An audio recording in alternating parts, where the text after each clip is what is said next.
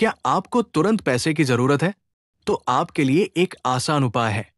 बस 7 बार विष्णु लक्ष्मी मंत्र बोल दीजिए।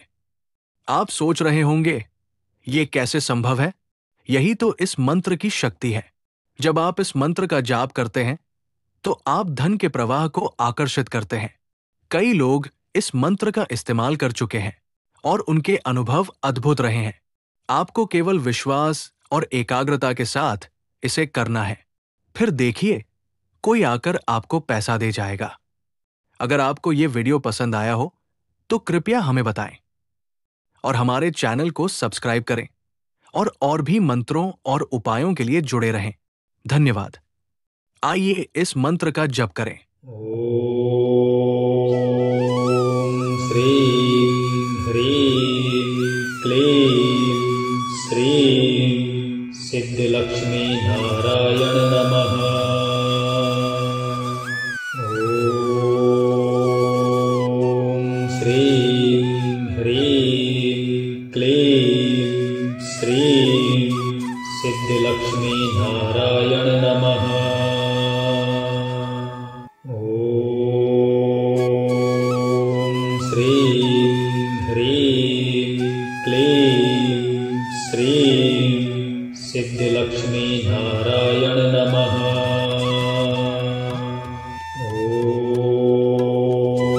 ओम श्रीं ह्रीं क्लीं श्रीं सिद्धलक्ष्मी नारायण नमः। ओम श्रीं ह्रीं क्लीं श्रीं सिद्धलक्ष्मी नारायण नमः। ओम श्रीं ह्रीं क्लीं श्रीं सिद्धलक्ष्मी नारायण नमः। ओम श्रीं ह्रीं क्लीं श्रीं सिद्धलक्ष्मी नारायण नमः। ओम श्रीं ह्रीं क्लीं श्रीं सिद्धलक्ष्मी नारायण नमः।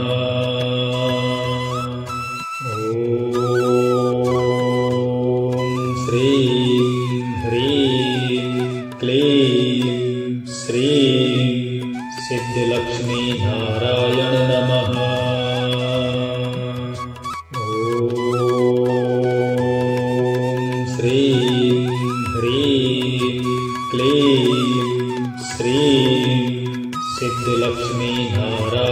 नमः। ओम श्रीं ह्रीं क्लीं श्रीं सिद्धलक्ष्मी नारायण नमः। ओम श्रीं ह्रीं क्लीं श्रीं सिद्धलक्ष्मी नारायण नमः।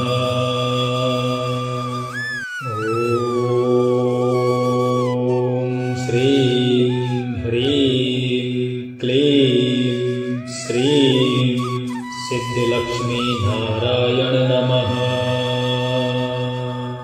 ओम श्रीं ह्रीं क्लीं श्रीं सिद्धलक्ष्मी नारायण नमः। ओम श्रीं ह्रीं क्लीं श्रीं सिद्धलक्ष्मी नारायण नमः। ओम श्रीं ह्रीं क्लीं श्रीं सिद्धलक्ष्मी नारायण नमः। ओम श्रीं ह्रीं क्लीं श्रीं सिद्धलक्ष्मी नारायण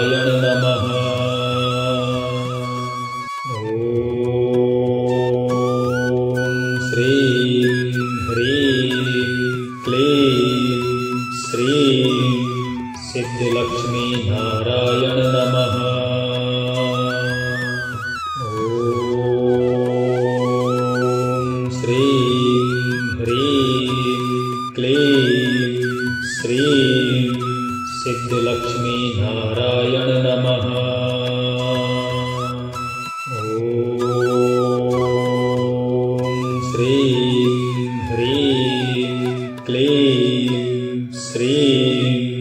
सिद्धिलक्ष्मी नारायण नमः।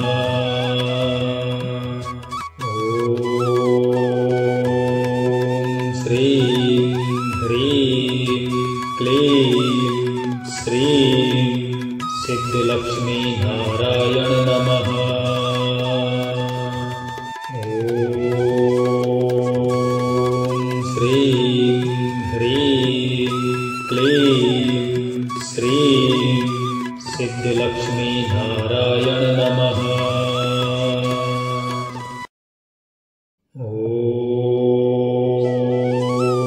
श्रीं ह्रीं क्लीं श्रीं सिद्धिलक्ष्मी नारायण नमः। ॐ श्रीं ह्रीं क्लीं श्रीं सिद्धिलक्ष्मी नारायण नमः। ॐ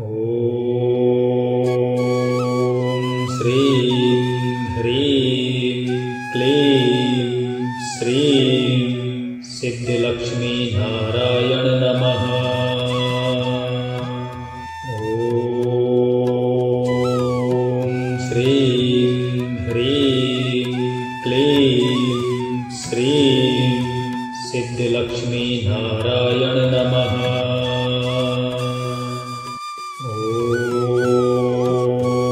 ॐ श्रीं ह्रीं क्लीं श्रीं सिद्धिलक्ष्मी नारायण नमः। ॐ श्रीं ह्रीं क्लीं श्रीं सिद्धिलक्ष्मी नारायण नमः। ॐ श्रीं ह्रीं क्लीं श्रीं सिद्धिलक्ष्मी नारायण नमः।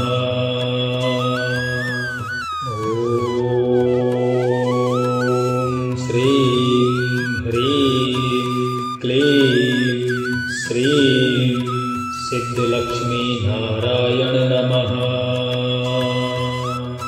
ॐ श्रीं ह्रीं क्लीं श्रीं सिद्धिलक्ष्मी नारायण नमः। ॐ श्रीं ह्रीं क्लीं श्रीं सिद्धिलक्ष्मी नारायण नमः। ॐ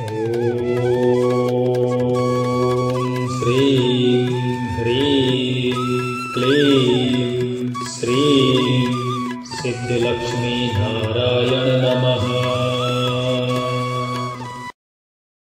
ॐ श्रीं ह्रीं क्लीं श्रीं सिद्धिलक्ष्मी नारायण नमः।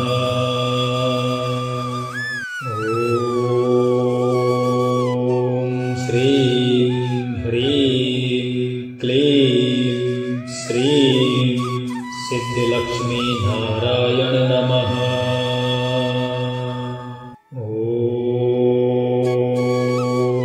श्रीं ह्रीं क्लीं श्रीं सिद्धिलक्ष्मी नारायण नमः।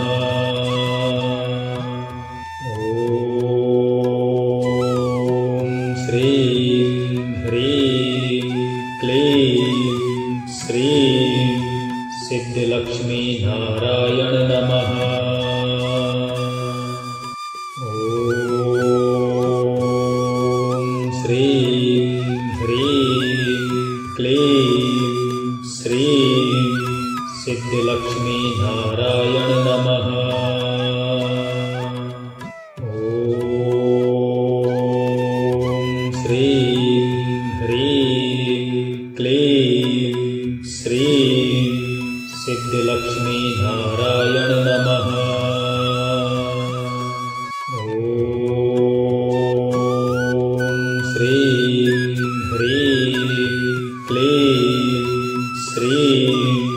सिद्धलक्ष्मी नारायण नमः। ॐ श्रीं ह्रीं क्लीं श्रीं सिद्धलक्ष्मी नारायण नमः।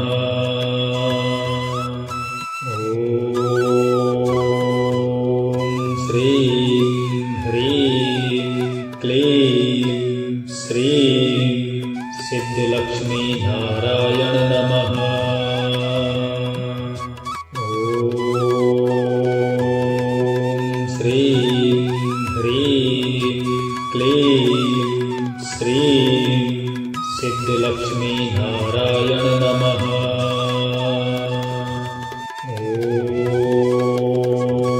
ॐ श्रीं ह्रीं क्लीं श्रीं सिद्धलक्ष्मी नारायण नमः। ॐ श्रीं ह्रीं क्लीं श्रीं सिद्धलक्ष्मी नारायण नमः। ॐ श्रीं ह्रीं क्लीं श्रीं सिद्धलक्ष्मी नारायण नमः। ॐ श्रीं ह्रीं क्लीं श्रीं सिद्धलक्ष्मी नारायण नमः। ॐ श्रीं ह्रीं क्लीं श्रीं सिद्धलक्ष्मी नारायण नमः। ॐ श्रीं ह्रीं क्लीं श्रीं सिद्धलक्ष्मी नारायण नमः। ॐ श्रीं ह्रीं क्लीं श्रीं सिद्धलक्ष्मी नारायण नमः। ॐ श्रीं ह्रीं क्लीं श्रीं सिद्धलक्ष्मी नारायण नमः।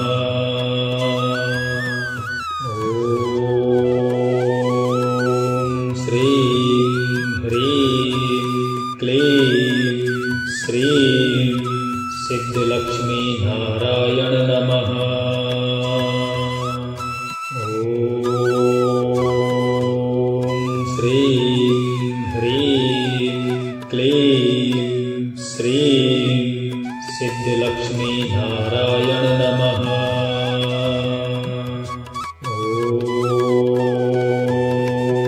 श्रीं ह्रीं क्लीं श्रीं सिद्धलक्ष्मी नारायण नमः। ॐ श्रीं ह्रीं क्लीं श्रीं सिद्धलक्ष्मी नारायण नमः। ॐ श्रीं ह्रीं क्लीं श्रीं सिद्धलक्ष्मी नारायण नमः।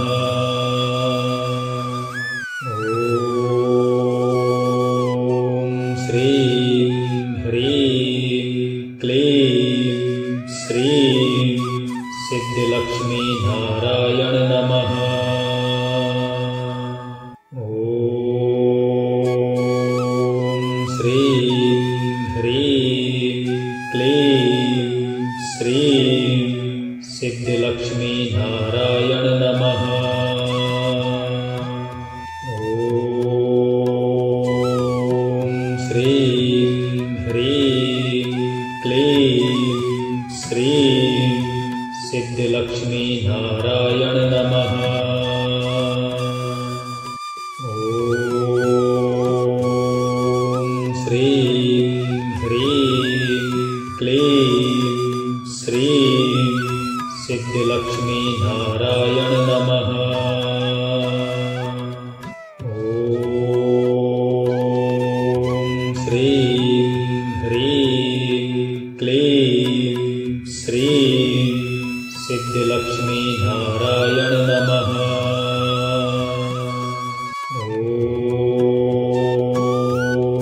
श्रीं ह्रीं क्लीं श्रीं सिद्धिलक्ष्मी नारायण नमः।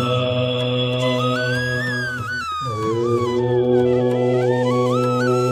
श्रीं ह्रीं क्लीं श्रीं सिद्धिलक्ष्मी नारायण नमः। ॐ श्रीं ह्रीं क्लीं श्रीं सिद्धिलक्ष्मी नारायण नमः।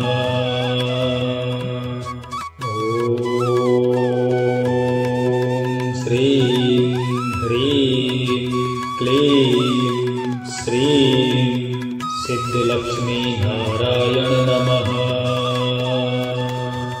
ॐ श्रीं ह्रीं क्लीं श्रीं सिद्धिलक्ष्मी नारायण नमः। ॐ श्रीं ह्रीं क्लीं श्रीं सिद्धिलक्ष्मी नारायण नमः।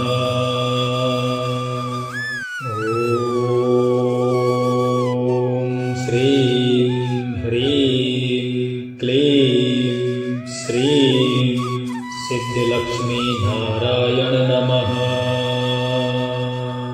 ॐ श्रीं ह्रीं क्लीं श्रीं सिद्धिलक्ष्मी नारायण नमः।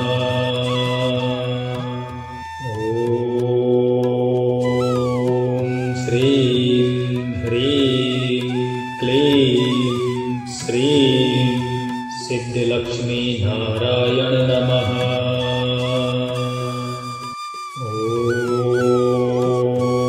ॐ श्रीं ह्रीं क्लीं श्रीं सिद्धिलक्ष्मी नारायण नमः। ॐ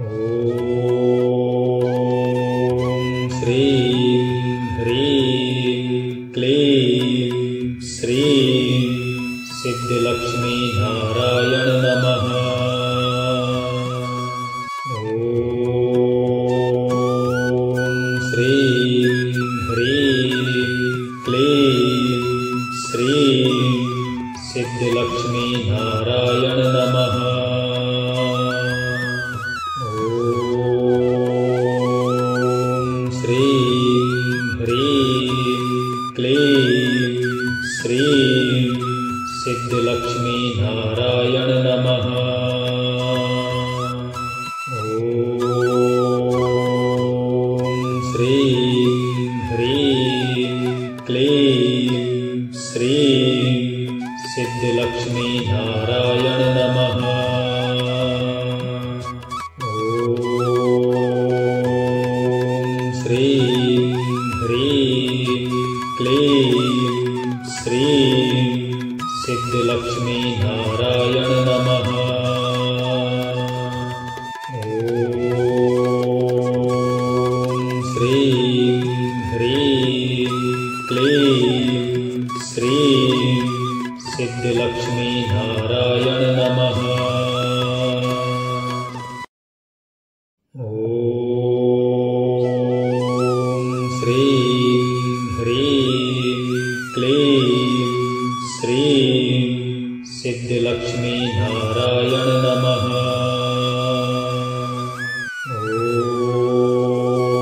ॐ श्रीं ह्रीं क्लीं श्रीं सिद्धिलक्ष्मी नारायण नमः। ॐ श्रीं ह्रीं क्लीं श्रीं सिद्धिलक्ष्मी नारायण नमः।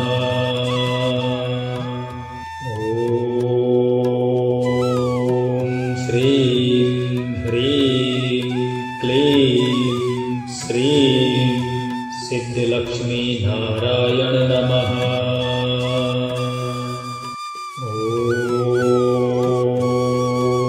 श्रीं ह्रीं क्लीं श्रीं सिद्धिलक्ष्मी नारायण नमः।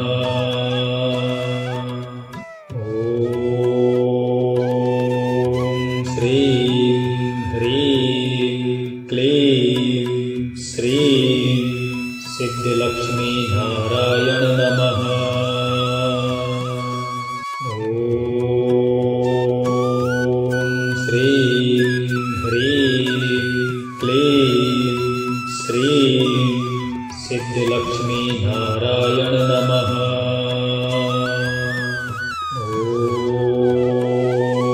ॐ श्रीं ह्रीं क्लीं श्रीं सिद्धिलक्ष्मी नारायण नमः। ॐ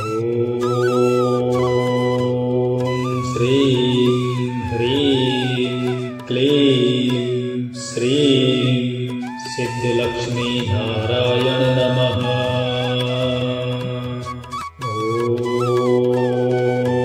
ॐ श्रीं ह्रीं क्लीं श्रीं सिद्धिलक्ष्मी नारायण नमः।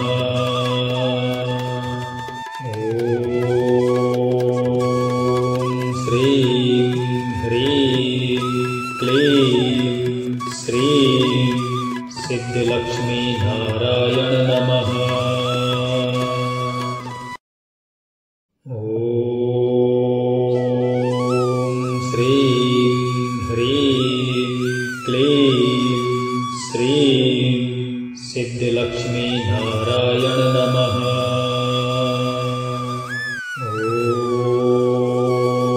ॐ श्रीं ह्रीं क्लीं श्रीं सिद्धिलक्ष्मी नारायण नमः। ॐ श्रीं ह्रीं क्लीं श्रीं सिद्धिलक्ष्मी नारायण नमः।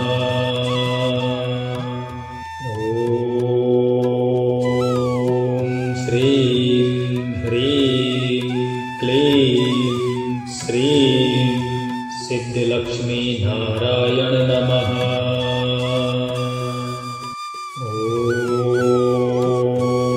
ॐ श्रीं ह्रीं क्लीं श्रीं सिद्धिलक्ष्मी नारायण नमः। ॐ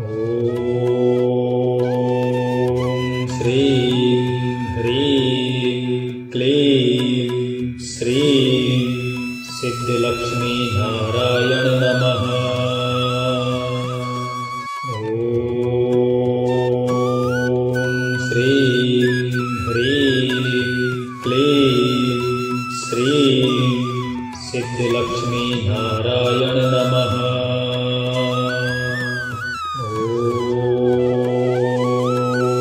श्रीं ह्रीं क्लीं श्रीं सिद्धिलक्ष्मी नारायण नमः। ॐ श्रीं ह्रीं क्लीं श्रीं सिद्धिलक्ष्मी नारायण नमः। ॐ श्रीं ह्रीं क्लीं श्रीं सिद्धलक्ष्मी नारायण नमः। ॐ श्रीं ह्रीं क्लीं श्रीं सिद्धलक्ष्मी नारायण नमः। ॐ श्रीं ह्रीं क्लीं श्रीं सिद्धलक्ष्मी नारायण नमः। ॐ श्रीं ह्रीं क्लीं श्रीं सिद्धलक्ष्मी नारायण नमः।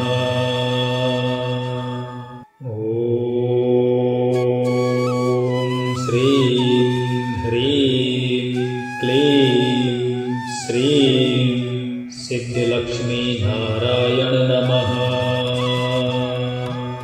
ॐ श्रीं ह्रीं क्लीं श्रीं सिद्धलक्ष्मी नारायण नमः।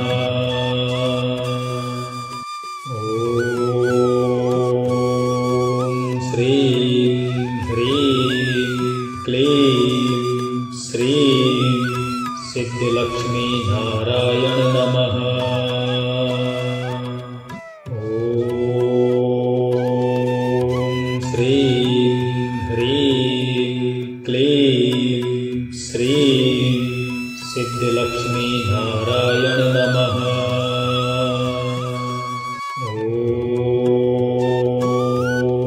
श्रीं ह्रीं क्लीं श्रीं सिद्धलक्ष्मी नारायण नमः। ॐ श्रीं ह्रीं क्लीं श्रीं सिद्धलक्ष्मी नारायण नमः। ॐ श्रीं ह्रीं